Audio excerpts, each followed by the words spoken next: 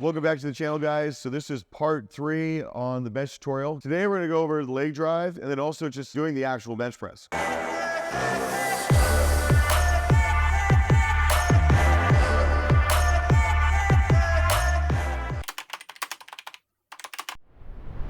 If you have not watched part 1 and 2, I highly recommend watching those videos so you make sure you do this part correctly. The first 2 parts, you have to do right before you can do this part. So make sure you watch those first 2 parts before you watch this part. We got our setup, we got our grip found and done with and learn how to do those in the first 2 parts. So in this third part, we're gonna go over taking out the actual bar, actually bench pressing, and then also leg drive, which is horribly misunderstood. First part is we're gonna go over the leg drive aspect of the bench press. So coming forward, shoulder blades tight, push up on the traps, right? Bring the feet back out to the sides, heels down. Okay, boom. Let's say leg drive, there's actually leg drive on the way down and the way up. Everyone always focuses on the way up though. No one ever focuses on the way down. So on the way down, where leg drive is important, is your heels need to be down and your butt needs to be squeezed. You have to keep that there the whole way down. While you're doing this, imagine reaching your chest to the bar. So my heels are down, my butt squeezed, I'm reaching my chest to the bar. So this is what I describe as like on the way down, you're going to use probably about 80-90% leg drive.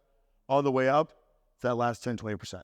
Now, that last 10-20%, what you're going to do is you're going to use like essentially like a leg extension to drive the weight up. So what it will look like is, heels are down, butt squeeze, reaching our chest to the bar on the way down. On the way up, what we're going to do is essentially like a leg extension. I'm going to extend, like I said, imagining I'm kicking my leg out like this. But what I'm going to do is I'm going to extend my body back as I come up. So I'm extending like this. A great way to feel if you're doing this right, have a friend, training partner, someone push on your traps when you're all set up and leg extend into their hands, okay, as you do it. And make sure your butt isn't coming up while you do this. Because a lot of people, what they do is they'll drive their legs, they'll drive their legs down, and their ass will come off the bench. And in a competition, that didn't count. It also just looks ridiculous. You want to keep your butt on the bench, what you have to do is, and you want to use leg drive, you want to extend your legs, but you don't want to raise your hips while you do it. Have someone do that, have them put their hands behind your traps when you're set up and extend into their hands and feel your quads and your legs doing the work, okay? So what this will look like. So say I'm going down, heels down, butt squeeze, heels down, butt squeeze, all the way up, okay? I'm going to extend, see that little extension? I'm going to extend my legs back as I come up.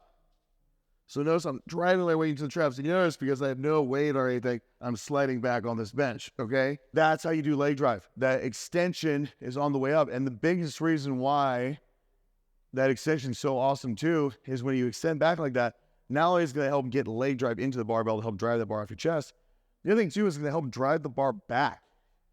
If you drive the bar too straight, the bar is going to get away from you and you're either going to miss or you might even dump the weight on your stomach and it's going to make it just way too much tricep. So what you want to do is you want to punch it back to get those chest and shoulders to help you through that midpoint, which is a very common sticking point for people. That is the leg drive. Heels down, butt squeeze, chest up, leg extension. That's what you want to focus on for leg drive.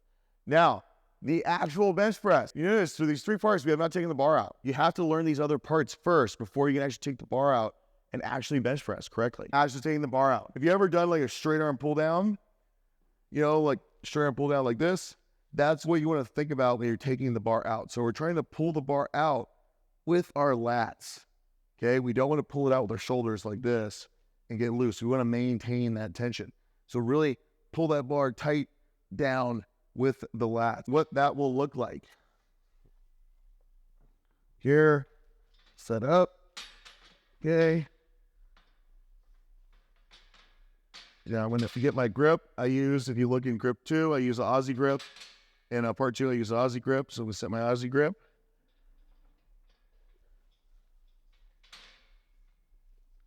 So now, watch. I'm going to put my butt in the air when I get set up, so it kind of sets my weight up high on the traps. I'm going to drive my body away from the bar and have my arms just punch it out. Now from here, I'm going to set my butt down. I'm going to pull the bar out with my lats. So if you notice, that makes it very minimal and how much I have to bring the bar out. A lot of people, when they bring the bar out, they kind of go here. They just keep themselves flat, and they go like this, and they have to pull it out. Notice it's really hard to stay tight when you're doing that. If you get up, you notice if I get up on my traps, push up hard, pop that bar out, pull out, hardly any motion to bring that bar out, okay? Okay, so now, next part is actually bringing the bar down and pausing and touching and pressing the bar. Okay, so a couple notes with this. One, don't overthink the elbows. I always tell people this, don't overthink your elbows. With benching a shirt, it's much different. You'll get guys who'll tell you, oh, you gotta tuck, you gotta do this, you gotta do this. You don't need to focus on that too much with raw bench. The only time you would really want to focus on it is if your elbows are way too jammed out. So if you're doing like the bodybuilder out here bench, which that's the time and place, by the way, if you want to work your chest. For bench press, not the great, for like powerlifting bench press, not the best option though. So what you want to do, say you set my grips, everything tight, we just want to drop straight down. We don't want to think about elbows out or elbows in. We're thinking about dropping those elbows straight down, which if we found your grip correctly, it should naturally drop in a position where your forearm is perpendicular to the barbell. Now, with the actual touch point, what we're aiming for is your sternum. Lower part of your sternum, right here. Right underneath the nipple line. Right there. That's generally speaking a very good place for most people to touch, okay? Some people might do a little bit better with a little lower, maybe a little higher. That's to experiment with yourself. I would also say that generally speaking, the closer you grip, the lower on the sternum, the wider of the grip you take, the higher on the sternum or the higher up on the chest. Consider that when you are deciding your touch point. If you bench like index finger in the ring super wide, it's probably going to feel better a little bit higher.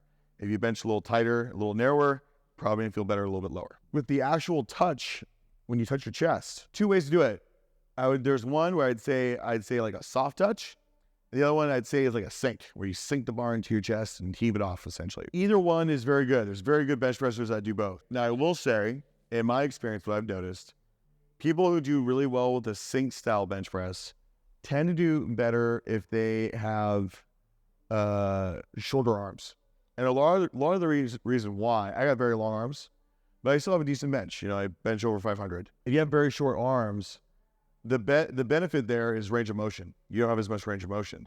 So if you sink the bar into your chest and then heave it off, and you don't have very much range of motion, getting to lockout, you don't have to worry about that dead weight feeling kind of happening, which is what happens with longer arm people. And the other thing too is you don't really have that much stretch reflex. Now, if you have long arms, the benefit is your stretch reflex. That's why when people say, oh, I got long arms, I can't bench for shit. That's bullshit, okay? You can still bench a lot even with long arms, okay? The key is taking advantage of your stretch reflex. And how you do that is you need to do a soft touch. You do not want to sink the bar. When you sink the bar, you generally speaking have to get loose when you do that. When you do that, you're going to lose that stretch reflex. So when you press or heave it off your chest, that weight about right mid-range here is going to feel like dead weight. It's going to be really hard to get through that middle part and that lockout. Do a softer touch if you have longer arms. That's generally speaking going to feel a lot better for you. If you have short arms, also too, if you're a little fleshy, say you're a little thick, sink might feel a little better too, because soft touching on fat is going to feel like a spoto press. It's going to feel like you're floating it. If you have a little like fat on your chest though, you might want to sink into that and sink onto your muscle, and that'll actually feel a lot better too. So soft versus sink, very independent on the person. Try it out, see which one feels better for you. I'm going to demonstrate a soft touch. Grab the bar, pull myself over forward, get up on the traps, set my feet out wide, heels down, mud squeeze. I'm going to set my grip. Okay, big breath. Pop that weight out. Pull it out with the lats, take a big belly full of air. Down the sternum, press.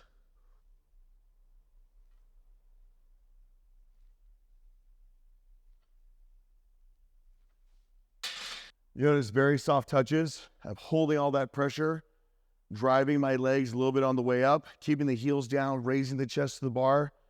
You want to think of it like a coil. I always think of it like a cobra when you do a soft touch bench.